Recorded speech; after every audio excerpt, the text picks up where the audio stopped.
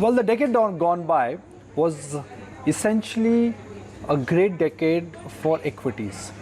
The standout feature was central bank policy action, a decline in interest rates and abundant liquidity. The net impact was that interest rates in last 10 years across the globe, they came out, and let's look at that, what has been the real decline in interest rates. Because interest rates always act like gravity, and if interest rates they come down, equity valuations always remain high. Just focus on US 10-year paper.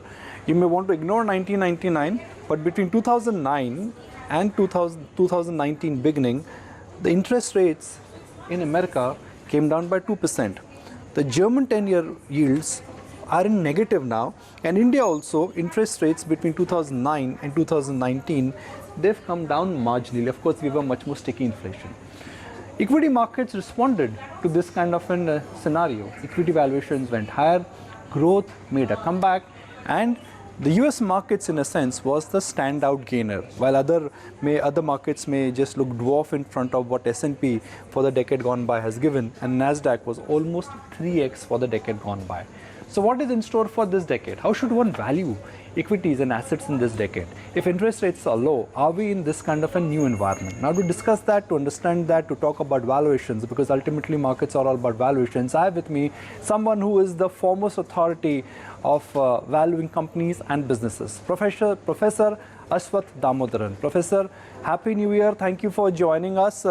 So good to connect back with you. Hope you're enjoying the winters in US this year. My first question to you, Professor, is what I just talked about in the opening graphic. We've just ended the decade, and the decade gone by has been extremely good for equities as an asset class, and US markets have given outlier returns. Emerging markets have also not done bad. So what is your sense for this decade? Equity as an asset class, will it continue to outperform other assets? There are a couple of things that are interesting, because looking back, it's been an amazing decade. But if you look at it relative to the previous 8 decades in the US, it actually falls right in the middle. It's actually it's closer to the median than it is to the highest or the lowest. So that surprises people, because they look back and say, this must have been the best decade ever. It's actually the 4th best decade over the last 9. So the first thing is, over the decade, don't get me wrong, it was a very good decade for stocks, but it was not so good that you look back and said, it's never happened before. The second is, it is true that after a decade like the last one, or a year like last year, the US stocks are up 31% if you include dividends, that you're less likely to see a really good year than you are likely to see a bad year. It's just the nature of markets. What markets give, markets often take away. It doesn't mean next year is going to be a bad year. It means that the odds of it being another 15, 20, 25% year are very low. It's happened before, but they're lower than they would have been if last year had not been that good a year. But it is true, it's been a great decade for stocks, but looking forward, I wouldn't expect things to continue the way they are, simply because markets don't operate that way. So, Professor, you always mention the importance of interest rates. Interest rates, they act like gravity, which is if interest rates, they go higher, valuations will always come lower. Interest rates cannot go down lower than this. In Europe, they are in negative territory now. So one works with an assumption that interest rates somewhere in the decade will move higher. What will that do to the underlying valuations of equities? You know what, I've been hearing that for the last 8 years, right? Interest rates are low, they're more likely to go up than go down. I don't disagree with it, but after 8 years, you got to stop and ask, maybe this is not an aberration, because for the last decade, at least in developed markets, people have been waiting for the other shoe to drop. They look at rates and say, there's no way rates can stay this low. They have to go back.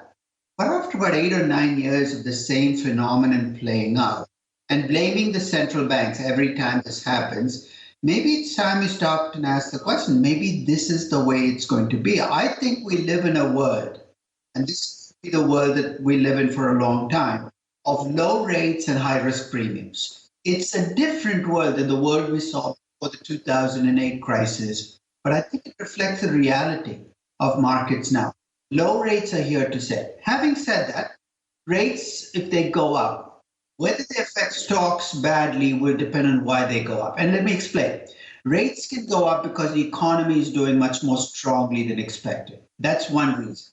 If that's the reason rates go up, it's a mixed effect because rates going up makes stocks, they're less attractive, but a stronger economy helps your earnings and cash flows as well. The net effect could very well be positive. So you could see rates go up and stock prices go up.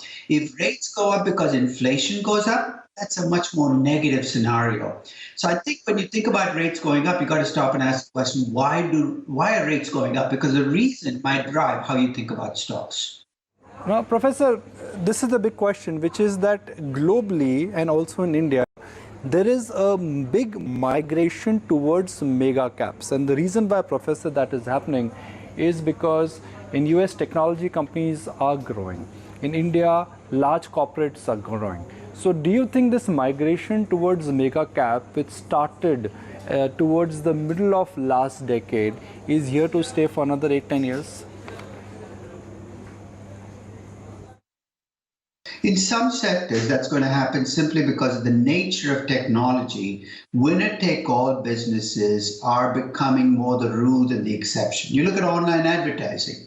Hey, Facebook and Google are not only winning, they're winning at bigger and bigger rates every year because if you want to advertise, you want to go where the people are. And guess what? Where they are? They're on Facebook and Google.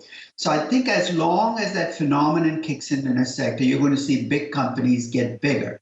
And I don't think it applies across all sectors. It's not like big steel companies are getting bigger. It's the phenomenon that you see play out in some businesses because it's becoming more of a winner-take-all kind of business. And that's becoming more common. And maybe we need to stop and ask a question about antitrust laws and how they're written. Because antitrust laws, as they were written, were designed to protect the consumer. Unfortunately, when you think about using them against the Googles and the Facebooks of the world, these guys are not charging too high a price. They're charging too low a price. No consumer is complaining about Facebook saying, hey, they're charging me nothing for being on social media. That's wrong. So it's a very different world we live in. And I'm not sure the antitrust laws that were written 100 years ago for manufacturing companies can even be applied against the businesses of today. Right. Let's talk about the important event, Professor. US presidential elections in the second half of 2020. The current Republican administration has changed the narrative of the world because of trade war. What should one expect from US presidential elections? I'm not talking about, I'm not telling you to predict the winner here, but what do you think will be the economic importance of this year's US presidential election? I think it depends on whether you think, because what's happened in the US, I think, is technology companies are hated by both sides of the spectrum. It's not like they're hated by the Republicans, they're hated by the Democrats. Both sides of the spectrum have problems with technology companies. I think they're all wrestling with how do we deal with the fact that these companies are becoming so big and so powerful. So I think no matter who wins the 2020 elections, I think change is on its way for technology companies. And I think if you're Facebook or a Google or an Amazon, you need to learn to deal with that change. Because technology companies historically in the US have not been very good at playing the political game. They haven't lobbied like banks and oil companies. They need to start to get more active in protecting their interests because their interests are going to be under assault no matter who wins the election. Professor, millions of your followers, they follow your blog very closely, and you've been time and again indicating, sharing your thoughts on how one should really value or assess valuations for internet companies. Internet companies or tech companies for the decade gone by selectively have emerged as multi-baggers. In this decade, what is the right methodology to value internet companies? Because given that Lyft and Uber listings have not really created phenomenal wealth, WeWork has been a disaster. I wonder what is in store for the tech/internet companies. I think that the problem is, first, I'd like to see them valued. For the last decade, young startups and tech companies have been priced rather than valued. And for those of you who might not know the divergence, pricing, you look at what other people are paying for similar companies based on users or subscribers or revenues, and you attach a pricing. I would like to see more valuation. Questions asked about business models. Don't just tell me you have millions of users. Tell me, so if you're Oyo, I'm impressed that you have, thousands and thousands of hotels and you've got tens of millions of people who stay at them. But I'd like to know what your business model is to make money. That was the missing ingredient in this last decade. I hope to see good sense prevail more in the coming decade, but I'm not hopeful. Professor, this could be a coincidence, but we've seen that with each decade, new methodology emerges. There are traditional parameters, there are new parameters on which how markets they value and assess companies. So which sector, clan or methodology of valuation will be rewarded in the coming decade or in the current decade? And to your mind, which would be some of the high growth companies for this decade? I think markets will reward you for taking the right risks. If you take risk indiscriminately, you're going to be destroyed in this market. You have to kind of figure out which risks are worth taking, because if you take no risk, you're going to make no return in this world. So for those people who say, I want complete safety, you're going to be making 2%, 3% returns. You're going to complain about it, but there's nothing you can do about it. You have to take risk, but you have to take it in a sensible way. If you don't feel comfortable picking the right companies, my suggestion is buy index funds, spread your bets, diversify, because that's a much safer strategy than going out chasing stocks that did well last year or the year before, because that's not a strategy that's going to make you money in this market. So, Professor, again for the decade gone by, we've seen emergence of ETFs. ETFs as a category now have a very large role to play in the way how investors would be allocating capital. Most of the active fund managers have managed to underperform their benchmark indices. Do you think active investing is going to be dead and passive investing, which has made a comeback, is here to stay? Absolutely. And the reason is it was long overdue. Active investing, for the most part, is lazy and inefficient. It's always been lazy and inefficient. Most portfolio managers who are charging you 1.5% to 2% of your money to manage it were buying low PE stocks blindly and hoping that they would go up. Hey, guess what? I can create an ETF of low PE stocks and charge you nothing. I think active investing is getting exactly what it deserves. I will shed no tears for active portfolio managers who get wiped out by ETFs and index funds, because many of them deserve to be wiped out. I think active investing will stay, but it'll be much smaller, more focused, and it'll consist of portfolio managers who actually bring something to the table. So if you're an active money manager, bring something to the table. Don't screen for stocks and tell me you're an active money manager, because an ETF can do that a lot more efficiently than you can and at a lot lower cost. Professor, a concern which some of the classic investors are raising in India is that India has got great companies, but valuations and PE multiples are ridiculous. Good companies in India on an average are trading at PE multiples which are above 40 times. Underlying growth is strong, enviable if I look at global companies, because Indian good companies are still growing at 10 to 15%. So who will get it right, who will get it wrong? Do you think the purists who say that watch these stocks will not give good returns because of elevated levels, or the new HNI crowd which believes in buying these good companies irrespective of the valuation? Well, this is what I mean by lazy active investing, right? I know why these guys have jobs, to be quite honest. If that's your definition of investing, is to pick a company with a big name and pay a high PE and hope and pray that the momentum will carry you forward, why am I paying you money to be an active money manager? I think that's a very lazy way of investing. I think momentum is a strong force. You can ride it, you can make money until it stops. I do think, though, that increasingly around the world, what I've been noticing is a disconnect between stocks and domestic economies. And the reason is, as we globalize, what we're discovering is companies' success is driven not so much by what the domestic economy is doing, but by what the global economy is doing. Even in the US, the link between US stock prices and the US economy has dropped off dramatically in the last 30 years. So I think we can have two discussions. One is about where the Indian economy is going, and the other about where Indian markets are going, and actually come to very different conclusions on those two debates, because the two are starting to de-link, and it's not just India, it's happening across the world. Let me ask you a difficult one now, Professor. In India, the headlines, at least the economic headlines, are not great. The macro is deteriorating. Benchmark indices are at an all-time high. This kind of an so-called divergence between headlines and price action is unlikely to continue.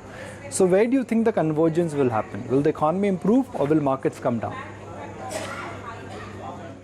But if your earnings are increasingly global, you can get a disconnect between your earnings numbers and what the economy is doing. I mean, look at the last 10 years.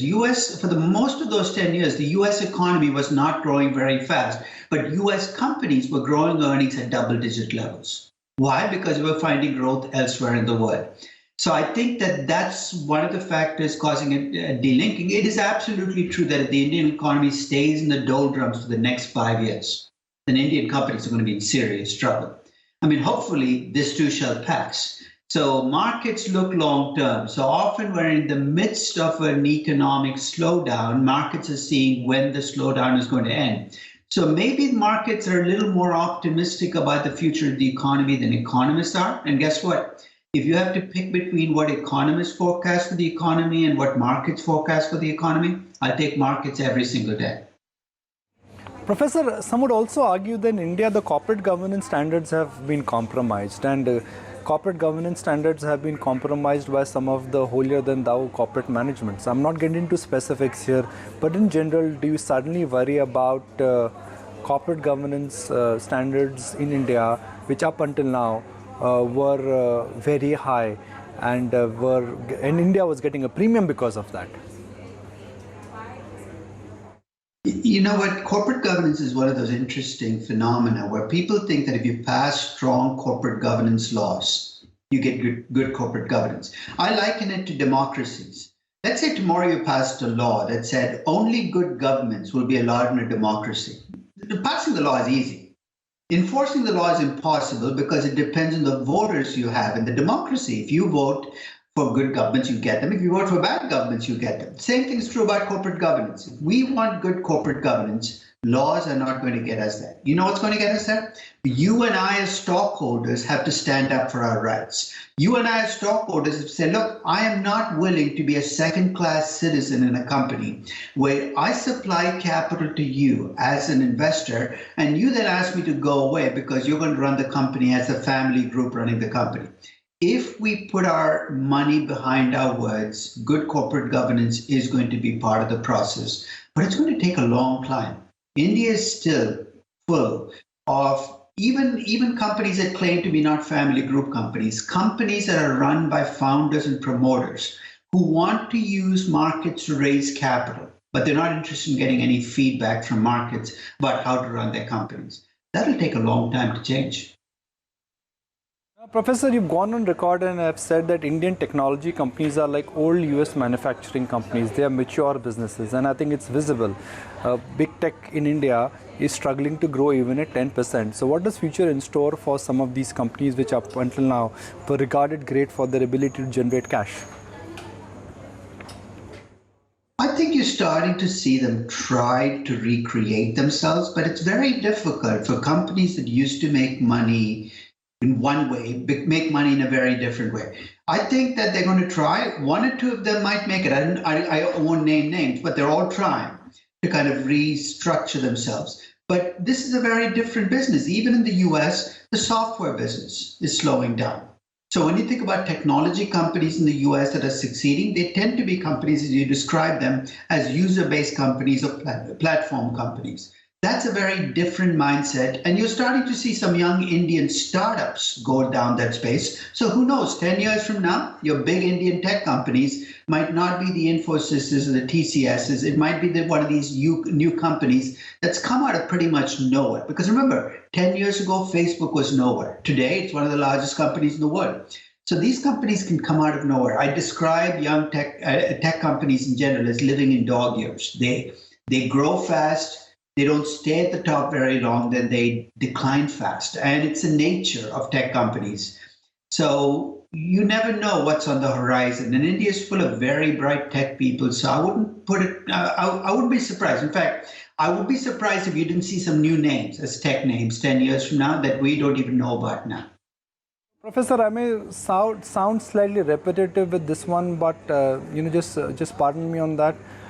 What would you say would be the high growth sector for India and high growth sector for global economy for this decade? Because every decade will give you something which markets are not anticipating. It's only in the middle of the decade we realize that, oh, this turned out to be the high growth sector. So what do you think is going to be the genie in the bottle, so to speak? I think green energy comes to mind because in a sense, we all accept around the world, no matter what you think about global warming, that the day of fossil fuel economies is coming to a close, slowly, but it's coming to a close. But we still need energy. We have all these appliances that run on energy. So green energies has to mature. You can't be subsidized for the rest of your life. So you're going to see green energy as a space expand. I think you're also going to see more, on-demand services. Things that we used to go to a store to or to a mall to do. No, I'm not even talking about online retailing, but on-demand services that you need as a consumer start to be delivered to you because we now have the technology to do it.